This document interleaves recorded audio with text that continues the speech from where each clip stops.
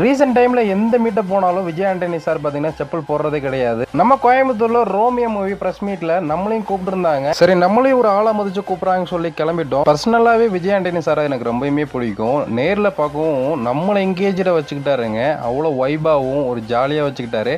நிறைய பேர் பார்த்தீங்கன்னா மேலே ஏறி சாங் பண்ணாங்க, காமெடி பண்ணாங்க, டான்ஸ் எல்லாம் ஆடினாங்க. இந்தியா பாகிஸ்தான் மூவிக்கு அப்புறம் வந்து லவ் மூவி ரொம்ப கேப்புக்கு அப்புறம் நடிச்சிருக்காருங்க. ரொம்ப காமெடியா இருக்கும்னு சொல்லி அவரே சொன்னாரு.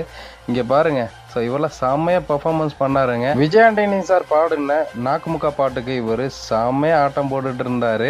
ஸோ கொஞ்சம் நேரம் கழிச்சு குரூப் டான்ஸ்ல எல்லாம் சேர்ந்து ஆடிட்டு இருந்தாருங்க. ஸோ நிறைய பேர் ஃபோட்டோஸ் எல்லாம் கொடுத்தாங்க. இந்த மனுஷன் பார்த்தீங்கன்னா வந்து செப்பல் கூட போடலங்க. நான் கூட ஷூ போட்டிருக்கேன். பக்கத்தில் பாருங்கள் எவ்வளோ சிம்பிளாக இருக்காருன்னு.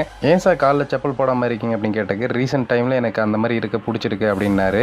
ஸோ ரோமியோ மூவி ரம்ஜானுக்கு 11 ரிலீஸ் ஆகுது. எல்லோரும் ஷார்ப்பாக ஃபேமிலியோட போய் பார்த்து என்ஜாய் பண்ணுங்கள்.